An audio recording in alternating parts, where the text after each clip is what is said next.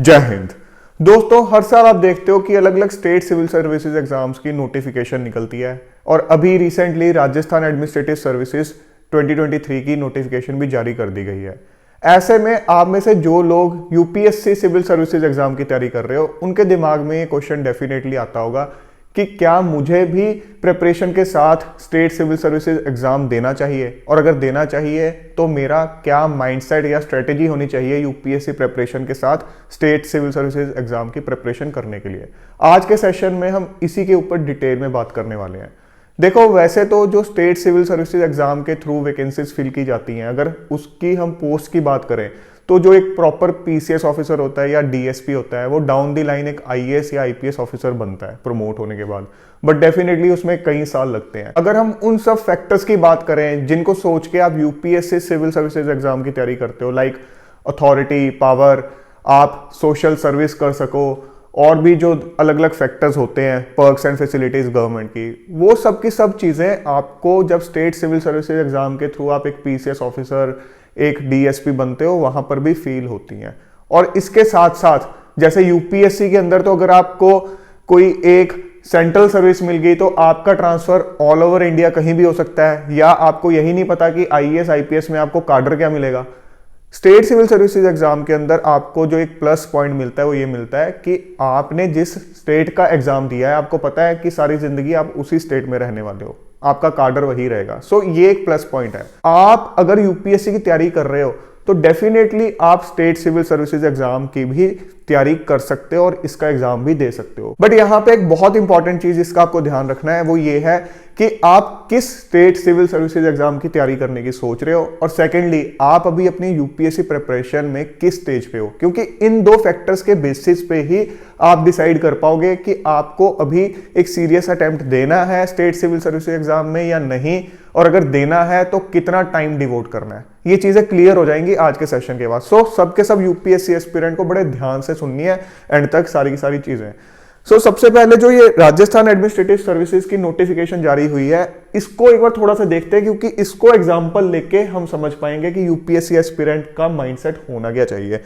देखो, ये जो नोटिफिकेशन जारी हुई है, अब ये यहाँ पे 2021 लिखा हुआ है क्योंकि मैं यहाँ सिलेबस की बात करने जा रहा हूँ। वैसे हम नोटिफिकेशन जो 2023 की अब की जारी हुई है उसकी बात करने जा रहे हैं, बट क्योंकि सिलेबस सेम है तो पैटर्न हम 2021 की जो नोटिफिकेशन है वहां से समझ लेंगे। इसमें भी स्टेजेस वही है, पहले प्री, फिर आपका मेंस और उसके बाद आपका इंटरव्यू। प्रोसेस वही 3 स्टेज का प्रोसेस है, बट कुछ और डिफरेंसेस हैं वो यहां पर आपको पता होने जरूरी है। सबसे पहले तो एज क्राइटेरिया को लेके जो एलिजिबिलिटी है वो यहां पर 21 से लेके 40 तक की है। यूपीएससी में जैसे 21 से 32 की है जनरल की, यहाँ पे 21 से 40 इयर्स की एज, और डिटर्मिनिंग डेट क्या होगी 1 जनवरी 2024।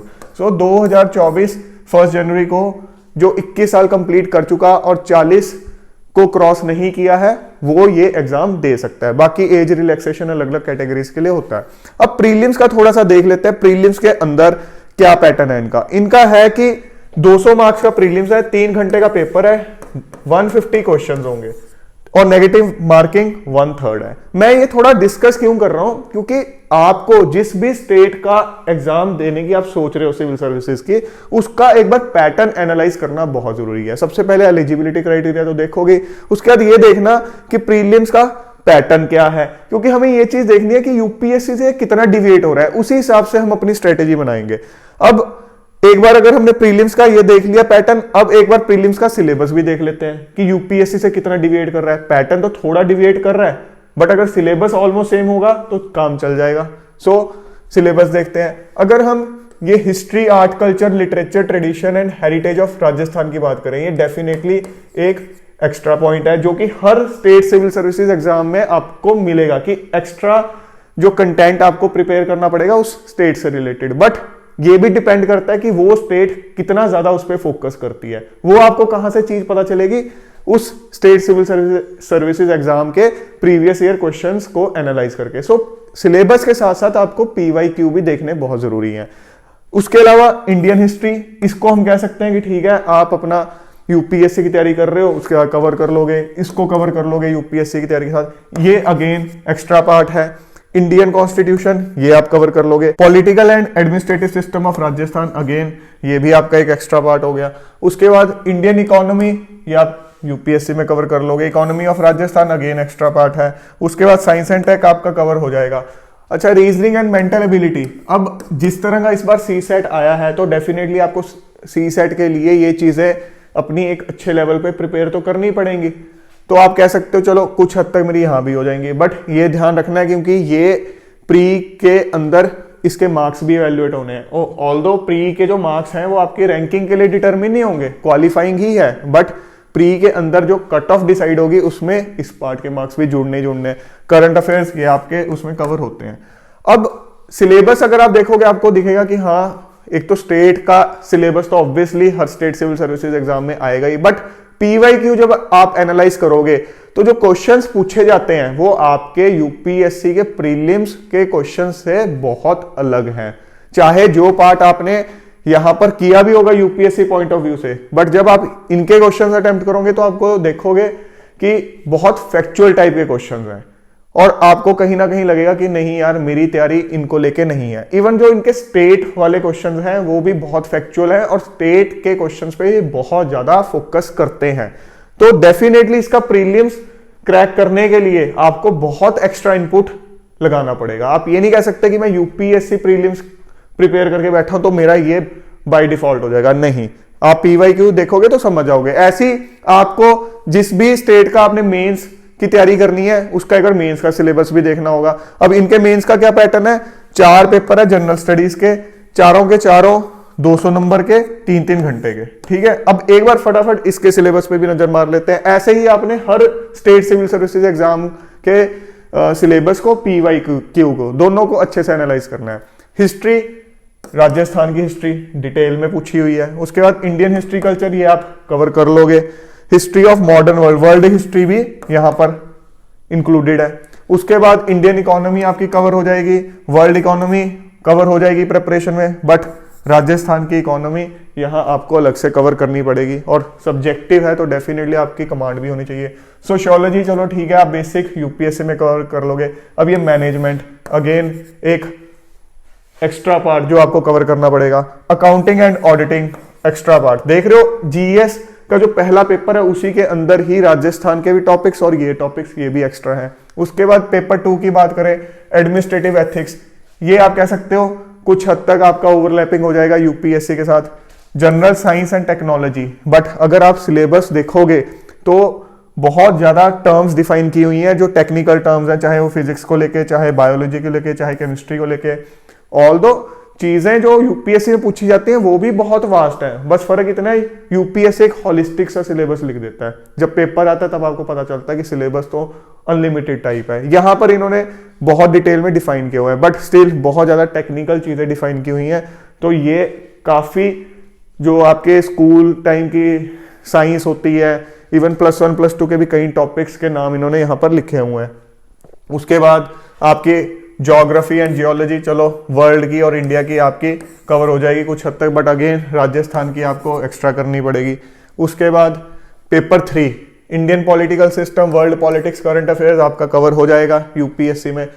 अब यहाँ पर पब्लिक एडमिनिस्ट्रेशन एंड मैनेजमेंट से रिलेटेड कुछ आप कह सकते हो कोर इश्यूज, अब ये हो सकता है डेफिनेटली यूपीएससी के कंटेंट से थोड़े अलग हों। उसके अलावा sports, yoga, behaviour and law, ये अगेन यूपीएससी के कंटेंट से एक अलग कंटेंट हो गया यहाँ पे।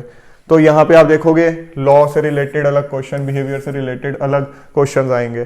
सो इस तरह से जब आप एनालिसिस करोगे पूरे इसका सिलेबस का तो आपको समझ में आ जाएंगी चीजें कि हाँ मुझे काफी एक्स्ट्रा एफर्ट करना पड़ेगा। ऐसे ही जो पेपर 4 है उसके अंदर जो जनरल हिंदी और जनरल इंग्लिश का सिलेबस है और पीवाईक्यू जब आप देखोगे तो आप देखोगे कि हाँ इस पे भी आपकी अच्छी कमांड होनी चाहिए कि मैं अगर क्वालिफाइंग जो पेपर है यूपीएससी का उसकी तैयारी करके बैठा हूं तो काम नहीं चलेगा। अच्छी खासी ग्रामर पूछी जाती है, चाहे इंग्लिश की चाहे हिंदी की। और इवन जो अभी हमने जीएस 1, 2, 3 डिस्कस किए उनके अगर आप पीवाईक्यू देखोगे तो क्वेश्चंस यूपीएससी के आसपास भी नहीं होते हैं।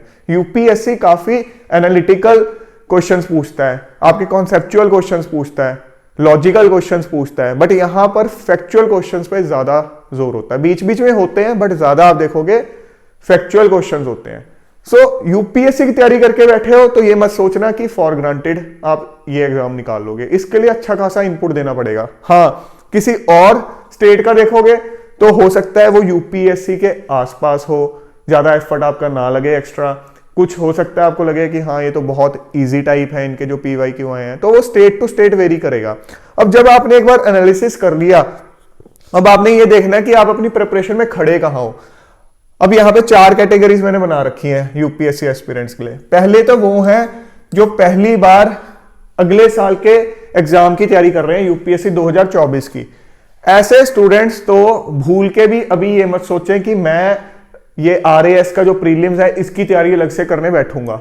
आप डेफिनेटली अप्लाई कर दो, फॉर्म भर दो, कोई दिक्कत नहीं है, और बिना प्रिपरेशन के, मतलब बिना उसकी प्रॉपर प्रिपरेशन के दे आओ अपना प्रीलिम्स। बट इसकी प्रिपरेशन अभी करने मत बैठना, अदरवाइज जो आपका 2024 के लिए यूपीएससी के लिए आपने टाइम टेबल या स्ट्रेटेजी बनाई होगी वो कहीं ना कहीं ऑफ द ट्रैक चली जाएगी, क्योंकि काफी चीजें एक्स्ट्रा आपको करनी पड़ेंगी। और अभी आप इस सिचुएशन में नहीं हो कि इसके प्रीलिम्स के लिए आप अलग से डेडिकेटेडली तैयारी करो। तो मैं आपको यही एडवाइस करूंगा कि आप पेपर दे दो। और पेपर देने के लिए भी मैं क्यों बोल रहा हूं, क्योंकि यूपीएससी की तरह इनका प्रोसेस एक साल में ज्यादातर केसेस में नहीं होता, इनका लंबा लंबा लटकता है जो स्टेट सिविल सर्विसेज वाले होते हैं। तो हो सकता है जब तक, अगर बाय चांस आपका प्रीलिम्स तुक्के से क्लियर हो भी गया, तो जब तक मेंस की बारी आए हो सकता है आप 1 या 2 अपने यूपीएससी के अटेम्प्ट दे चुके हो। तो उस केस के अंदर आपके पास इतना टाइम होगा कि आप अलग से जो इनपुट चाहिए इसके लिए उसकी मेंस की तैयारी कर सको। बाय चांस अगर आपका प्रीलिम्स क्लियर हो गया और बाय चांस मेंस क्लियर होने के बाद आपको इंटरव्यू कॉल आ जाता है, तो डेफिनेटली आपको जो state PCS oriented mock interviews, अब ये यूपीएससी मॉक इंटरव्यूज से डेफिनेटली अलग होते हैं। So state PCS oriented mock interviews आपको देने बहुत जरूरी है। चाहे आप यूपीएससी के इंटरव्यू में एक बार अपियर हो चुके हो तो भी आपको देने बहुत जरूरी है। और अगर आपका प्रीलिम्स क्लियर होता है तो उसके अंदर आप जो एडिशनल रिसोर्सेज हैं मेंस के लिए वो डेफिनेटली रेफर कर सकते हो। और ये एडिशनल रिसोर्सेज कौन से होंगे, कोई भी एक कोचिंग इंस्टीट्यूट पता कर लेना, उनके जो नोट्स आपको मिल जाएं उनको एक बार रेफर कर लेना। ज़्यादा थोड़ा सा डिटेल में जाना है तो उनके ऑनलाइन लेक्चर्स देख लेना, जो खास करके एक्स्ट्रा टॉपिक्स हैं उनसे रिलेटेड। जो आपके यूपीएससी वाले टॉपिक्स हैं उनके लिए उनके लेक्चर्स मत देखना, क्योंकि वो ऑलरेडी आप अपना एक सही स्ट्रेटेजी के साथ, मैं मान के चल रहा हूँ, कर रहे होगे। अगर आपने एक सीरियस अटेम्प्ट दिया हुआ है यूपीएससी का, तो उस केस के अंदर आप प्रीलिम्स की, जो ये RAS का प्रीलिम्स है, उसके लिए कोई भी एक बेसिक रिसोर्स एक्स्ट्रा सिलेबस के लिए उठा के पढ़ लो या किसी कोचिंग इंस्टीट्यूट का मटेरियल उठा के पढ़ लो। बट सेपरेट कोचिंग अभी ज्वाइन मत करना, क्योंकि अभी आपने एक ही सीरियस अटेम्प्ट दिया है, अभी आपने अपनी कमियों पे काम करना है। सो आपके लिए अभी टाइम क्रिटिकल है। बट यस, अभी आपके पास इतना टाइम है कि आप ये अफोर्ड कर सकते हो। और अगर आपका prelims down the line clear हो जाता है तो डेफिनेटली तब तक आप अपना सेकंड अटेम्प्ट यूपीएससी का दे चुके होगे, क्योंकि इसमें टाइम लगना है इनके प्रोसेस के अंदर। तो ऐसे केस के अंदर एक्स्ट्रा सिलेबस को कवर करने के लिए आप कोई भी गुड कोचिंग मटेरियल ज्वाइन कर सकते हो या उनकी ऑनलाइन क्लासेस ले सकते हो, जो भी एक्स्ट्रा पार्ट होगा। अगेन आपको मॉक इंटरव्यूज तो देने होंगे। तीसरा केस उनका जिन्होंने एक से ज्यादा सीरियस अटेम्प्ट दे रखे हैं, तो ये लोग जो है, जो प्रीलिम्स की तैयारी है वो थोड़ा और सीरियसली कर सकते हैं, क्योंकि आपका 2 बार अभी क्लियर नहीं हुआ है। ये एक प्लान बी तो नहीं होगा, क्योंकि ये भी अपने आप में एक अनसर्टेन चीज है, आपको नहीं पता ये भी निकलना है या नहीं निकलना। बट अगर ये निकल गया तो आपको काफी हद तक ये सेटिस्फेक्शन दे देगा, जो यूपीएससी ना क्लियर होने की वजह से आपको नहीं मिल पाएगी। सो आप 2 अटेम्प्ट में अगर फेलियर फेस कर चुके हो यूपीएससी के अंदर, तो मैं आपको एडवाइस करूंगा तो डेफिनेटली आप सीरियसली इसके प्रीलिम्स की तैयारी करो। और डेफिनेटली आगे जो मेंस और इंटरव्यू की मैं बाकी 2 कैटेगरी के लिए बता चुका हूं, वो आपको फॉलो करनी है। अच्छा, अब ये एक इंपॉर्टेंट कैटेगरी है, ऐसे लोग जिनके अटेम्प्ट्स एग्जॉस्ट हो चुके हैं यूपीएससी के अंदर, या वो एज लिमिट को क्रॉस कर चुके हैं। मान लो आप जनरल कैटेगरी से और 32 को क्रॉस कर चुके हो, आपको तो डेफिनेटली सीरियसली इसको दे देना चाहिए, क्योंकि इसकी एज लिमिट जनरल की है 40 ईयर्स तक। तो जब आपने यूपीएससी के अंदर इतना टाइम लगाया है, इतनी टाइम एनर्जी इन्वेस्ट की है, तो क्यों ना उसका एक बार फायदा उठाया जाए। क्योंकि स्टेट सिविल सर्विसेज एग्जाम के अंदर हमेशा जो एज लिमिट होती है यूपीएससी से आप देखोगे ज्यादा ही आपको देखने को मिलेगी। तो ऐसे केस के अंदर अगर स्टेट की किसी की निकलती है और आपको लगता है कि हाँ अगर इस स्टेट में मेरी पोस्टिंग होगी, सारी जिंदगी मैं स्टेट में रहूंगा, मेरे को कोई दिक्कत नहीं है, तो आप डेफिनेटली एक बार दिल लगा के इसकी तैयारी करो। जो भी रिसोर्सेज आपको रेफर करने पड़े एक्स्ट्रा सिलेबस को कवर करने के लिए, मल्टीपल रिसोर्सेज पे मत जाना, एक सिंगल रिसोर्स उठा लेना, चाहे कोई बुक या किसी भी कोचिंग इंस्टीट्यूट के नोट्स जो एक्स्ट्रा सिलेबस के लिए। बाकी अपना जो सा कंटेंट है उसके लिए स्टैंडर्ड यूपीएससी का आप फॉलो करना। हाँ, थोड़ा आपको स्ट्रेटेजी में चेंजेस करने पड़ेंगे, चाहे वो हिस्ट्री, ज्योग्राफी, इकोनॉमी, पॉलिटी हो, क्योंकि इनके क्वेश्चंस पूछने का तरीका अलग है, तो आपको थोड़ा अडेप्ट करना पड़ेगा उन क्वेश्चंस के हिसाब से। तो फ्रेंड्स, आई होप आज के सेशन से आपको ये समझ में आ गया है कि अगर आप यूपीएससी की तैयारी ऑलरेडी कर रहे हो तो उस केस के अंदर किस तरह से आपको स्टेट सिविल सर्विसेज की तैयारी करनी है और किन किन फैक्टर्स को डेफिनेटली अपने ध्यान में रखना है। सो जल्द मिलेंगे एक और नए और इंपॉर्टेंट सेशन के साथ। Till then keep grinding yourself and stay fit and healthy. जय हिंद।